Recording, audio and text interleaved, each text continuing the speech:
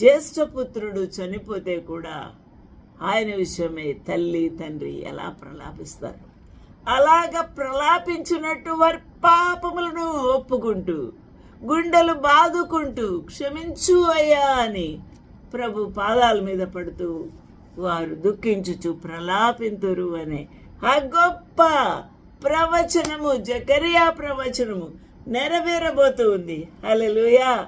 I will pour upon the house of the David and upon the inhabitants of Jerusalem the spirit of grace and of supplications, and they shall look upon me whom they have pierced, and they shall mourn for him as one mourneth for his only son, and shall be in bitterness for him as one that is in bitterness for his firstborn. హల్లెలూయా. దేవునికి మహిమ ఘనత ప్రభావం కలుగును గాక. ఈ రోజున ఇంత అద్భుతమైన ఈ యొక్క ఆత్మకార్యము, దేవుని యొక్క పరిశుద్ధాత్మ దేవుని యొక్క కుమ్మరింపు, అద్భుతమైన కుమ్మరింపు ఇశ్రాయేలు వారి మీద, దావీదు సంతానం మీద జరగబోతుంది. ఇక వారు మార్పు పొంది చంటి బిడ్డ వలె మారిపోతారు.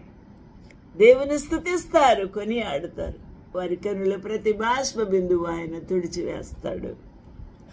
హల్లెలూయా, హల్లెలూయా. దేవునికి మహిమ కలుగును గాక. ఇంకా ఏమి జరగబోతుందో మనము ఆలోచన చేయాలి. దేవుని యొక్క గొప్ప కార్యాలు, దేవుని యొక్క లేఖనాలు, ప్రవచనాలు ఎలా నెరవేరబోతున్నాయి అని మనం చూసినప్పుడు ఆశ్చర్యము కలుగుతూ ఉంది. హల్లెలూయా. దేవునికి మహిమ కలుగును గాక.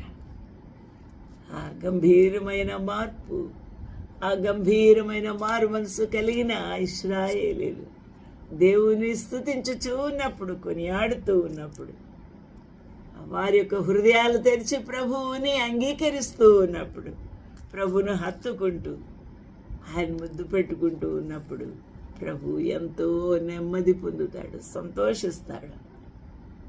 ఆయన పని, ఆయన ప్రణాళిక ఆయన నెరవేర్చుకుంటాడు కదా, విడిచిపెట్టడు కదా. ఎన్నడూ విడుమని దేవుడు, ఎడబాయని దేవుడు. దేవాది దేవునికి, మహోన్నతునికి మహిమ ఘనత ప్రభావము చెల్లిద్దాము.